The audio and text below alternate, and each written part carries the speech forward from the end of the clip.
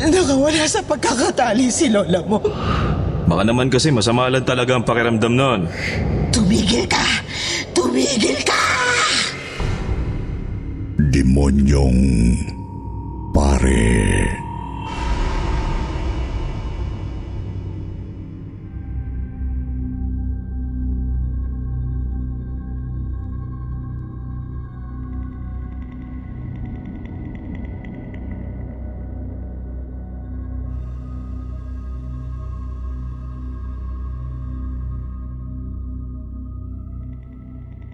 May iilang taon na rin ang lumipas mula nang mangyari ang lahat. Ang pinakamadilim na yugto ng tahanan namin. Opo, nalagpasan naman namin ito. Ngunit matindi ang dinulot nitong trauma sa amin. Niyanig nito ng gusto ang pananampalataya ko. Kahit pa gustong-gusto naman ang kalooban kong manalig ulit sa Panginoon. Sadyang nagkamali lang talaga kami ng pinagkatiwalaan dati. Nagkamali kami ng pag-asang pinapasok sa bahay namin. Hi, Sir Wilmore. Tawagin niyo na lamang po ako sa pangalang Jiro. Taga rito po sa Mindoro. Itong ikikwento ko po ay nangyari noong 17 years old pa lang ako. Dito lang din po yun sa lalawigan namin. Bagamat lumipat na kami ng tahanan matapos ang lahat. 2005 po nang ma-stroke ang aking lola Uray. Halos hindi po niya maigalaw ang kaliwang bahagi ng kanyang katawan. Pero nakakakilos pa naman kahit papano. Kaya pa niyang kumain ng mag-isa. Nakakatayo rin at nakakalakad sa loob ng bahay gamit ang sungkod. Kailangan niya lang namin siyang bantayan at alalayan ni Mama Mercy para masiguradong okay lang siya palagi.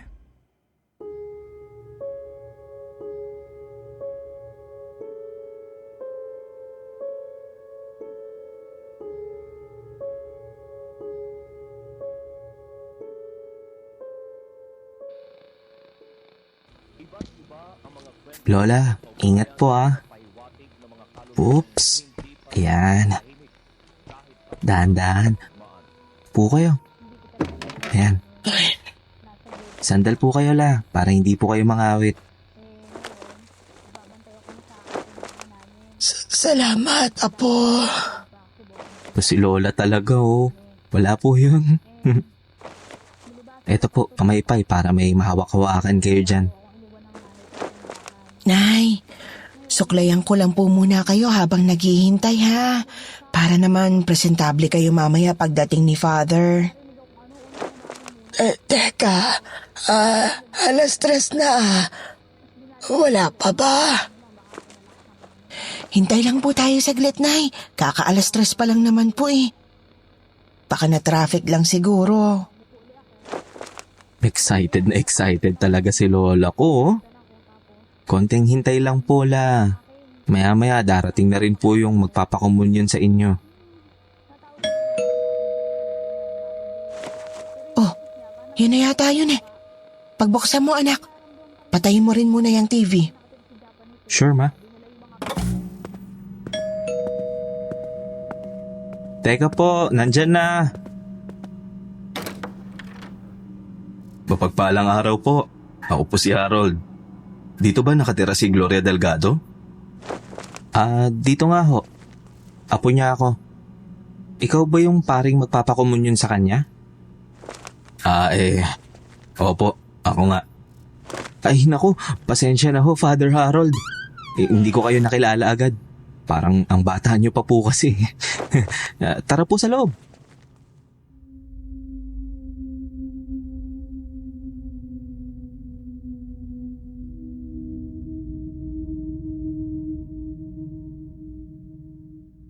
Maayos po naming tinanggap sa bahay si Father Harold nang dumating. Binigyan ng merienda, kinausap ng konti. Tapos ay nagsimula na siya sa pagpapakomunyon kay Lola Oray. Sa mga hindi nga po pala nakakaalam, pwede pong puntahan ng pari o ministro ang mga may karamdamang hindi nakakadalo sa misa.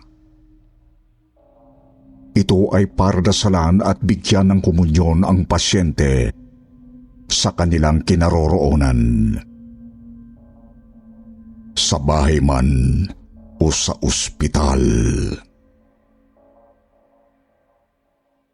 Kailangan nyo lang pumunta sa pinakamalapit na simbahan at sila na ang magpapadala ng pari o ministro sa inyo 1 beses sa 1 linggo.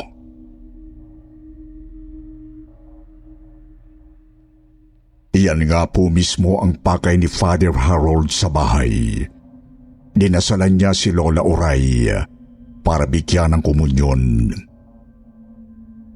Sumabay na rin kami ni Mama sa buong proseso. At doon ko napansin may kakaiba kay Father nang hinahanda na niya ang ostya. Iba ang titig niya kay Lola at kita kong nagtatago ng palihim ng ngiti. Biglang bumigat ang presensya sa sala kung saan dinadaos ang pagpapakomunyon kay Lola. At nanatili po ang pakiramdam kong yon hanggang sa matapos ang huling panalangin.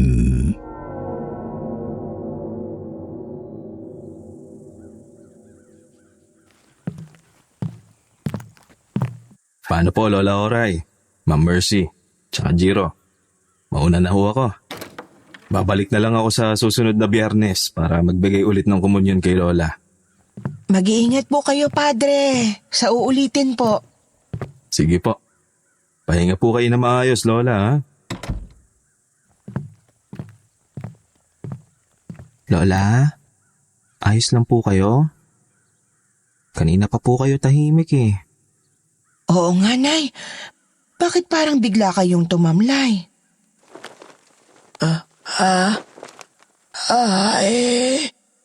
Hindi ko rin alam. Napagod lang siguro ako.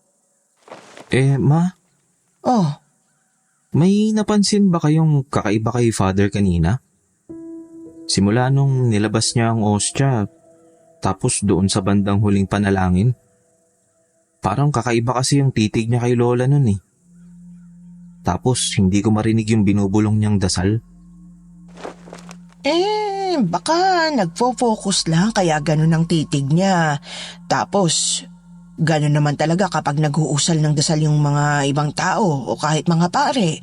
Di mo na yung halos marinig ba? Teka, pinag-iisipan mo ba ng hindi maganda yung pare? Jiro, ha? Masama yan ah. Naku, hindi naman po ma. Hindi naman. Nagtataka lang po talaga ako. Ano ba? Tama na. Gusto ko na magpahinga.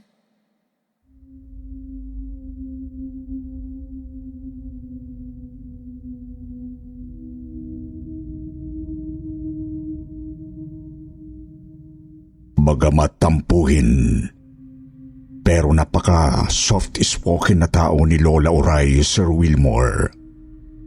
Kaya talagang gulat na gulat kami ni Mama nang bigla niya kaming pagtaasan ng boses. Tinanong pa nga po siya ni Mama kung may masakit ba sa kanyang katawan. Pero lalo lang itong nainis. Inulit sabihing gusto na raw niyang magpahinga. Inunawa na lang po namin si Lola noon kasi baka nga naman pagod lang talaga. O siguro, dala lang ng kanyang karamdaman. Subalit, sa pagdaan ng mga araw, unti-unti po talagang nagbago si Lola. Nagsimula lang yon sa simpleng pagiging iritable at bugnutin. Nang lumaon, naging magagalitin na rin at palasinghal.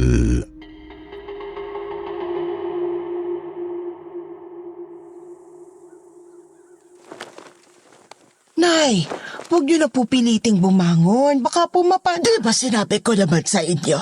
Huwag kayong pala desisyon. Gusto ko doon sa sala. Gusto ko doon ako dasalan ni Padre. Pero Nay, nahihirapan na nga po kayong makaupo eh. Ma, nandito na po si Father Harold. Handa na po ba si Lola? Kita mo na. Dahil sa pangingialam mo, naabutan tuloy ako ni Father dito sa kwarto ko. Kumusta po, Nanay Oray? Mukhang masama po yata ang pakiramdam natin ngayon. Eto kasi nga nako, ayaw akong papuntahin sa sala. Gusto ko sana doon mo ko dasalan eh. Huwag po kayo mag-alala, Nay. Ayos na po rito. Dito na lang po tayo para naman hindi kayo gaano mahirapan.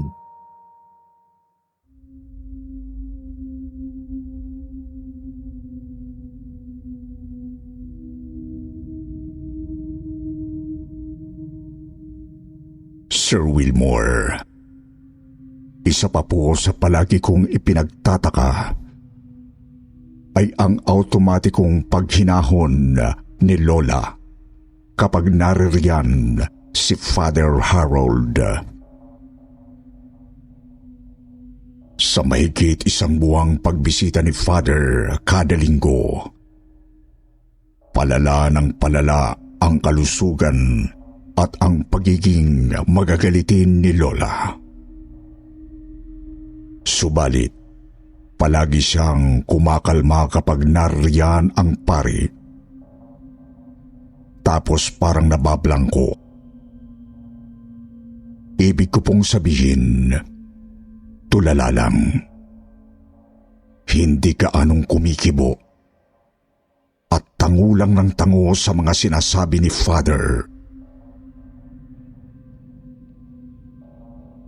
Kakaobserba ko naman po kay Father Harold.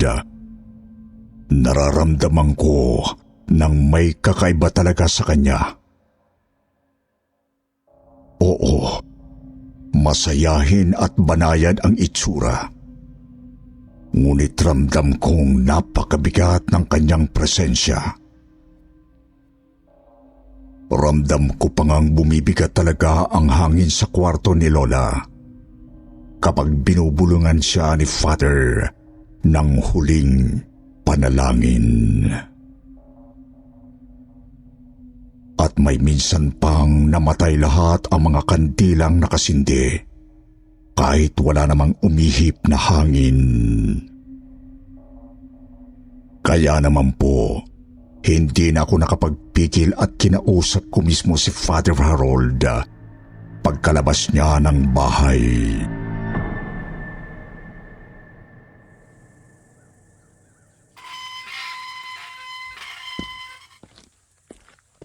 Father, pwede ba tayo mag-usap sandali?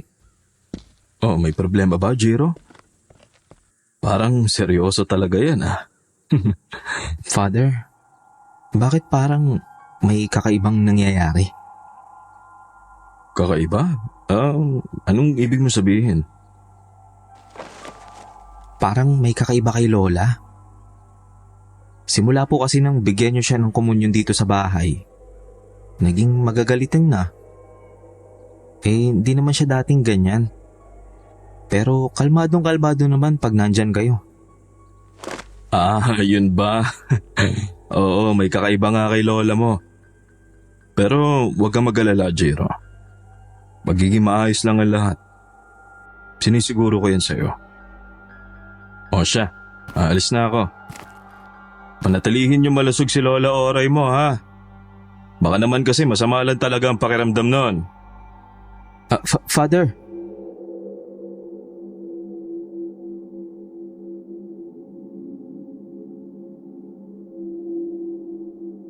Nakangiti si Father Harold. Pero ramdam kong nanginig ang kalamnan ko sa ngiting yun. Naramdaman ko uli ang mabigat na presensya na napapansin ko sa tuwing dinadasalan niya si Lola. Yun nga lang, ramdam kong nakapukol sa akin ang presensyang yun. Kahit noong naglakad papalayo ang pare. Napakalamig ng hangin sa paligid at hindi ako makagalaw. Namalayang ko na lang pong tinatawag na pala ako ni Mama. Nagtataka siya kung ano raw ba't nakatayo akong parang tuod sa harap ng gate. Nagpalingalinga ako. Hindi ko na makita si Father Harold. Kaya po, pumasok na ako sa bahay. Hindi nga lang mawala sa isip ko ang masamang hinala kay Father Harold. Sumidhi pa nga ito nang mapansin namin ni Mama na may nagbago na naman kay Lola Uray.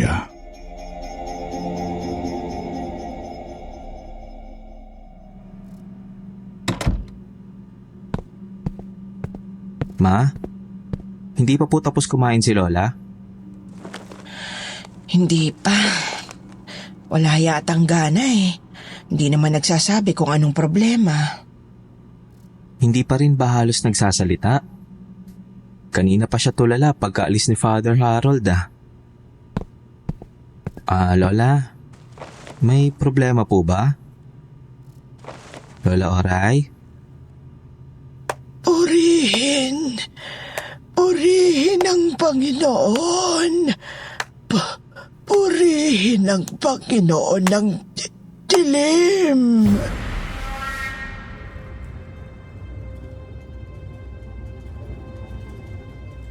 Biglang kumabog ang dibdib ko sa narinig ko, Sir Wilmore.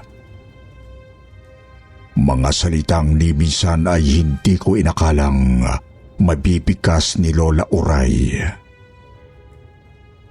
Kita ko rin pong nanlaki ang mga mata ni Mama at napaantanda sa pagkabigla. Hindi pa rin halos gumagalaw si Lola habang paulit-ulit na binubulong ang parehong mga salita. Kaya naman, taranta kaming kumuha ng 3 rosaryo ni Mama. Sinabit namin ang isa sa liig ni Lola. Tapos, tig-iisa rin kami ni Mama para manalangin. Naglagay din po kami ng Biblia sa bandang ulunan ni Lola. Sir Wilmore, palala po ng palala si Lola Uray sa pagdaan ng mga araw. Ibig ko pong sabihin, lumalala ang pagkawala niya sa sarili. Bagamat hindi pa rin halos makagalaw sa kinahihigaan. Tuluyan na nga pong nayanig ang buhay namin pagkalipas ng 1 linggo. Matapos noong huling pagbisita ni Father Harold.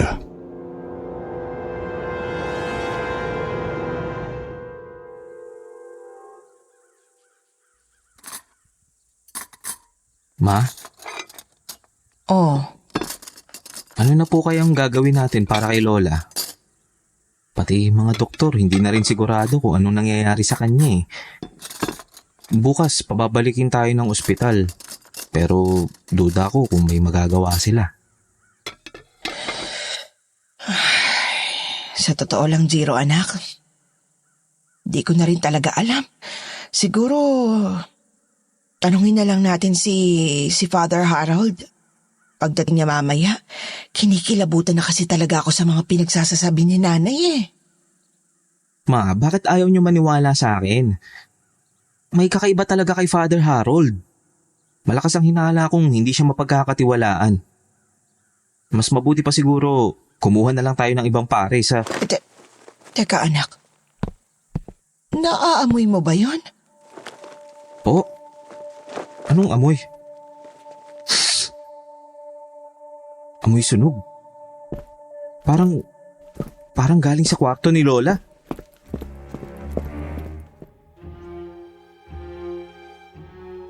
Madali po kaming tumayo ni Mama. Nang maamoy naming may nasusunog sa kwarto ni Lola Oray. Sir Wilmore, gulat na gulat po kami nang makapasok doon. Kasi nakita namin nakaupo na si Lola sa may sulok ng kama. Pigtas na ang rosaryong nakasuot sa kanyang liig at nagkalat na ang mga beads nito sa buong kwarto. Hawak din niya ang kanyang Biblia. Sinusunog niya gamit ang kandila.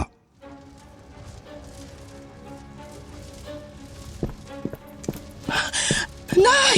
Ano po ginagawa niyo? Bitiwan niyo yung kandila, Nay! Ay! Purihin ang Panginoon! Purihin ang Panginoon ang dilim! Purihin ang Panginoon! Lola, akin na po yan. Masusunog kayo niyan eh.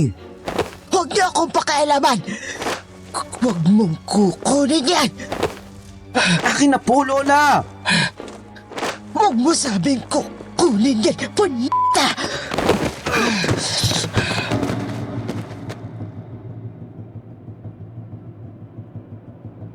Sir Wilmore, nagawa kong hablutin mula kay Lola ang nagliliyab na Biblia. Mabilis ko itong hinagis sa sementong pader at saka tinapak-tapakan sa sahig. Si Mama naman ay pilit pinipigilan si Lola sapagkat gusto nitong sugurin at pigilan ako. Takang-taka kami kasi bakit biglang lumakas si Lola Oray. Napigilan naman namin ni Mama at naigapos sa kama gamit ang kumot. Pero talagang nahirapan kami. Kahit nakatali na nga, ay pumapalag pa rin ito. Panimoy walang anumang karamdaman. Nangangatal na nga po kaming nagrosaryo sa gilid ng kama dahil sa matinding kilabot. At lalong tumindi po ang kaba ko nang biglang...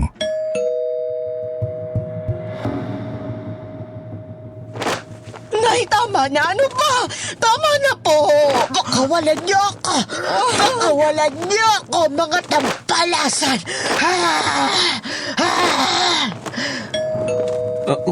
Ma, mukhang si Father Harold na yata yan. Papasukin mo, bilis!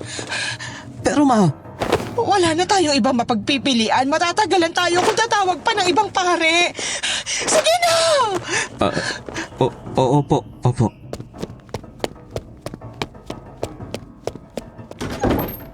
Kumusta, Jiro? Nariyan ba si... Anong ginawa mo kay Lola? Sumagot ka! Sabihin mo anong ginawa mo kay Lola Oray! Hindi po sumagot si Father Harold. Sa halip, marahan ngunit madiin lang niya akong itinulak papunta sa dingding. Tsaka nagtuloy-tuloy papunta sa kwarto ni Lola. Kita ko pong kumuha rin siya ng isang itim na rosaryo sa kanyang bag habang naglalakad. Agad naman akong sumunod kay Father Harold. Pagkapasok ko sa kwarto, nakatayo na si Father sa tabi ng kama at nilalapat ang kanyang rosaryo sa mukha ni Lola Oray. Tinitigan niya ng mata sa mata ang lola kong walang tigil sa paghahalakhak at sa pagpuri sa Panginoon ng dilim. Tuloy-tuloy lang din ang pag-usal ng pabulong na dasal ng pari. Ilang minuto pa po, pinilit ni Lola na igalaw ang kanyang ulo kahit nakatali pa rin ang katawan. Sa puntong ito, kita ko nang napapangiti si Father Harold. Maski si Mama, napapamaang na rin sa asal ng pari.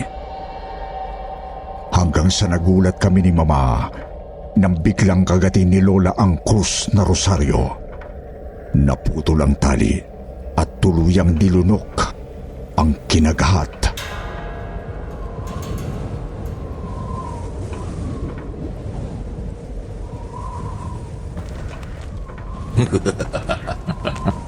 Konti na lang. Konti na lang. Konti na lang at makakalapit na ako sa katawan mo. Father Harold, ano na po bang nangyayari? Father! Ano po ba, Father? Ipaliwanag niyo naman sa amin ng... Jesus Marios! Nababaliw na yan, Ma. Nababaliw na yung paring yan. Sir Wilmore, dali-dali ko pong hinila si Mama palabas ng kwarto ni Lola. Nilako ang pinto mula sa labas. Tsaka sinabihan si Mama na wag aalis ng bahay kahit anong mangyari. Ako naman ay mabilis na lumabas ng bahay para humingi ng tulong. Dumiretso ako sa barangay hall kasi yun ang pinakamalapit na pwedeng hingan ng saklolo. Nanginginig kong sinabi, may baliw na pare sa bahay namin. Sila naman ay tumawag sa simbahan para sabihin ang nangyari. Bago ako sinamahan pauwi. At pagkarating namin, nagtaka ko.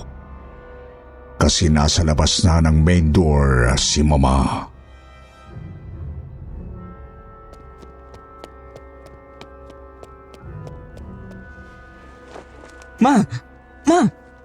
Ma, ano nangyari? Bakit nandito na kayo sa labas? Jiro, anak! Ma, magsalita kayo. Anong nangyayari dun sa loob? Nakawala sa pagkakatali si Lola mo. Tapos, nagawa niya lang mo sa akin ang nakalak na pinto ng kwarto. Anak ko lang. Anong klaseng demonyo ba ang dinala ng paring yan?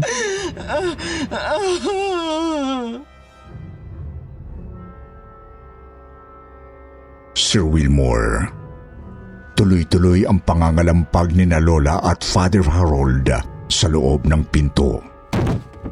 Sumilip kami ng mga tanod sa bintana at nakita naming napakagulo ng sala at sadyang nakakikilabot makita ang napakalapad ng ngiti ng dalawa. Mga 15 minuto pa po bago dumating ang mismong kura paroko ng simbahan. Kasama niya ang dalawa pang mga pare. Agad silang nanalangin sa labas ng bahay bago pumasok sa loob. Kinaladkad nila ang demonyong pari papunta sa kanilang sasakyan at saka iginapos. Si Lola naman po ay dinala namin sa kwarto ni Mama at doon sinimula ng pagpapalayas sa espiritong sumapi sa kanya. Sa ngalan ng Panginoong siyang makapangyarihan sa lahat, lisanin mo ang katawan ng babaeng yan! Hindi mo ko mapapalayas, inutil. Sa akin na ang katawang ito. Sa akin na. Sa ngalan ng Diyos Ama, ng Diyos Anak, at ng Diyos Espiritu Santo, lumayas ka! Hindi mo ako Sa ngalan mapapakalis. ng Panginoon siyang makapangyarihan sa lahat. Lisanin mo ang katawan ng babaeng yan! Tumigil ka! Lumayas ka!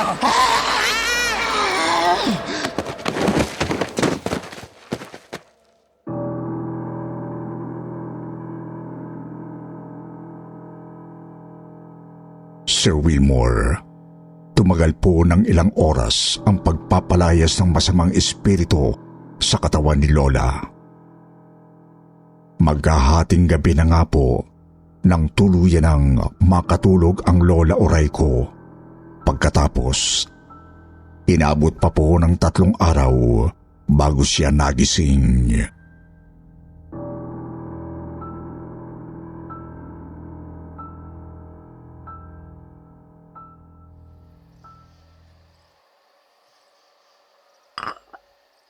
Ako na ang humihingi ng tawad sa ginawa ni Father Harold sa inyo. Sa ngayon, hindi pa rin namin sigurado kung ano ba ang nangyari sa kanya. Gayong mabuting pari naman yon. May mabuti bang nagdadala ng masamang espiritu? Ayan nga po, muntik nang ipahamak si Lola Oray. Jiro, huwag kang ambastos. Humihingi na nga ng tawad si Father eh. Ayos lang, Mercy. Ayos lang. Naiintindihan ko ang pinanggagalingan ng galit ni Jiro. Gayunpaman, gusto ko pa rin ipaalala na sana huwag kayong mawawalan ng pananampalataya sa Panginoong Diyos. Yan ang pangunahin yung depensa laban sa kadiliman. Siguro, sadyang nakahanap lang ng butas ang demonyo. Kaya't nagawa nitong kumapit kay Father Harold. Ewan ko lang, Padre. Ewan ko lang. Jiro, ano ba? Jiro!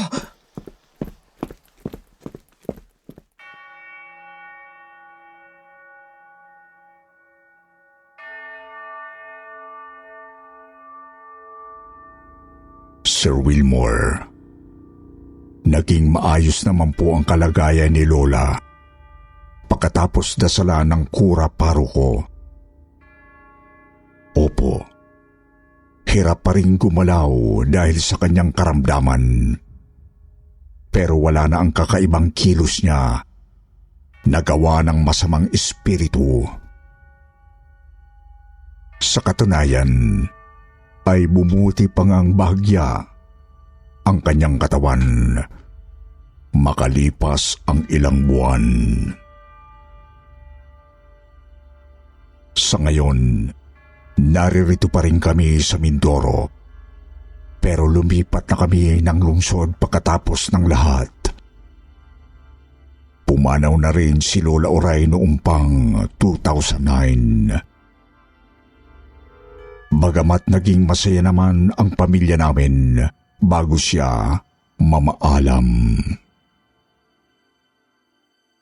Hindi ko nga lang po maikakailang puno pa rin ng agam-agam ang puso ko pagdating sa usaping pananampalataya.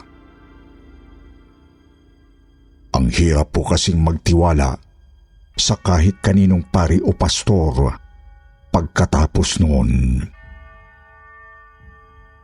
Pagkatapos, hindi na namin sigurado kung ano ba talaga ang nangyari kay Father Harold at nagawa niya ang bagay na yon. Pari siya, kaya't paanong naging alagad siya ng dilim?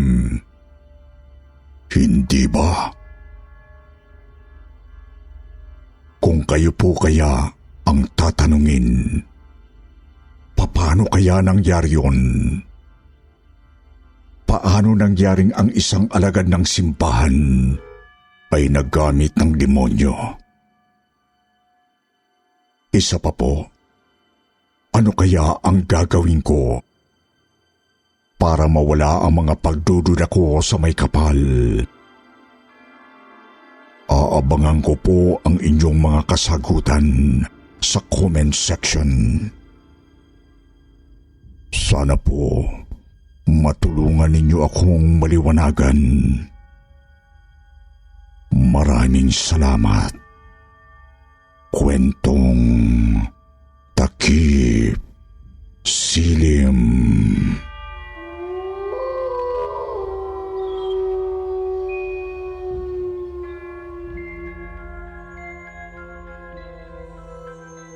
Ang pinakahihintay ng lahat na taga-subaybay ang mabati sila. Kaya ngayon naman mga ka-Katie, dumako tayo sa paborito nating shoutout portion. Shout out. Going out to Kilabot King, Cheche Henteles, Sisi Chu, Milani Malilin, Roxanne Petzold, Mariana Villaflores, Feli Operanyo, sa Bunyol, Kenneth Matibag, Team Cosmo Park sa Mandaluyong. Magbabasa tayo ng pinakamagandang comment galing kay Hemelisa at La Carlota TV. Sabi ni Hemelisa, "Thank you Takip Silim for your page. Kasi noong bata pa ko, mahilig talaga akong makinig sa nakatatanda ng kanilang true story. Magbasa ng mga kababalaghang kwento. Pero dahil sa page nyo, marami na akong napakinggang kwento na true experience ng ibang tao na di ko pa kilala. Thank you for sharing." Sabi naman ni La Carlota, "Owner ako ng isang coffee shop at gusto ko ako naghuhugas ng mga hugasin habang nakikinig sa inyo. Pati mga tauhan ko nakikinig din. Wow! Pabili nga ng kape." Sa mga hindi nabanggit, sa susunod na lang po, huwag niyo pong kalimutang mag-reply sa ating shoutout box na nasa comment section para ma-shoutout ang pangalan ninyo. Muli po, mula sa bumubuo ng kwentong Takip Silim at Sityo Bangungot, ito ang inyong lingkod, Sir Wilmore Plopino. Nagpapasalamat.